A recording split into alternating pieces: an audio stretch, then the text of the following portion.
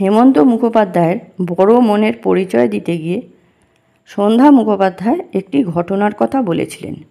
একবার বর্ধমানের কানলায় একটা ফাংশানে গিয়েছিলেন তিনি। ওই ফাংশানে হেমন্ত মুখার্জিও রয়েছেন। ওরা আলাদা আলাদা গাড়ি ভাড়া করে গিয়েছিলেন। সন্ধ্যা মুখোপাধ্যায় বললেন, ফাংশানের পর আমার গাড়িতেই কলকাতায় ফিরছি। ভোর 4টে রওনা হয়েছিলাম। কপাল খারাপ, মাঝ রাস্তায় আমাদের গাড়িটা হঠাৎ খারাপ হয়ে গেল। গাড়িতে আমার মেজদা, আমার এক ভাইপো আর কে একজন ছিলেন। খুব চিন্তা হচ্ছে কি করব। হঠাৎ দেখলাম হেমন্তদার গাড়িটা আসছে। আমরা আগে রওনা হয়েছিলাম। আমাদের গাড়ি রাস্তার একপাশে দাঁড়িয়ে আছে দেখতে পেয়েই হেমন্তদার গাড়িটা ব্রেক কষে দাঁড়িয়ে পড়ল। আরে সন্ধ্যার গাড়ি না, দাঁড়াও দাঁড়াও। হেমন্তদার গাড়িটাও পুরো প্যাকড। টোপাদা ও আরও কয়েকজন ওই গাড়িতে ছিলেন। হেমন্তদার সঙ্গে সবসময় থাকতেন টোপাদা। উনি হেমন্তদার সেক্রেটারির কাজ করতেন। টোপাদা পারকাশন ও বাজাতেন। মান্নাদেরও সেক্রেটারির কাজও কিছুদিন করেছিলেন। টোপাদার ভালো নাম ছিল অমর দত্ত। কথা বলতে বলতে হঠাৎ হেসে ফেললেন সন্ধ্যা মুখোপাধ্যায়। বললেন, সেই মুহূর্তে হেমন্তদার মুখখানা মনে পড়লে এখনও আমার হাসি পায়। যেভাবে উনি আমাকে এই সন্ধ্যা উঠে আয় কথাটা বলেছিলেন, তবে আমি বুঝতে পারছিলাম না কোথায় বসবো। একটু ইতস্তত করছি, অথচ হেমন্তদাও ডাকছেন। শেষে আমি আর আমার ভাইপো গাড়ির সামনের সিটে ঠাসাঠেসি করে বসে পড়লাম।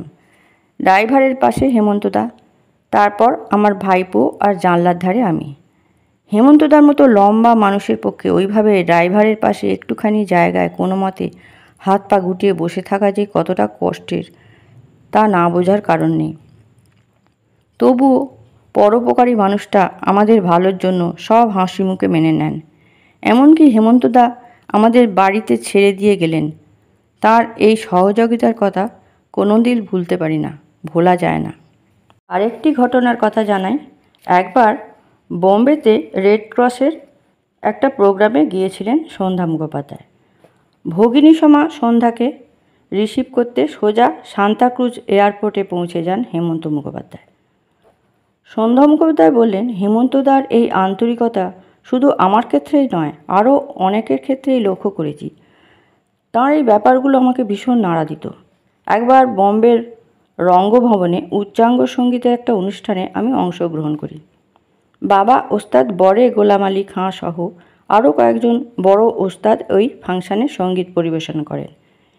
হেমন্তদা গাইতে নয়, গান শুনতে এসেছিলেন। প্রোগ্রাম শেষ করে যখন বেরোচ্ছি, হেমন্তদাকে দেখলাম। বললেন, কিরে সন্ধ্যা? বললাম, আপনি কখন এসেছেন? জিজ্ঞাসা করলাম। অনেকক্ষণ এসেছি, আমাদের অনেকেই আজ এসেছে, হাসি মুখে হেমন্তদা বললেন। তারপর বললেন, কোথায় উঠেছিস? আমি চার্চ গেটের সামনে একটা হোটেলে উঠেছি বললাম। হেমন্তদা বললেন, কিরে তোর গাড়ি আছে তো? আমি মাথা নেড়ে বললাম, হ্যাঁ। হেমন্তদা বললেন, তাহলে ঠিক আছে। এই যে নিজের মনে করে তিনি আমার খোঁজ খবর নিলেন, এতেই তার সহৃদয় মনের পরিচয় পাওয়া যায়।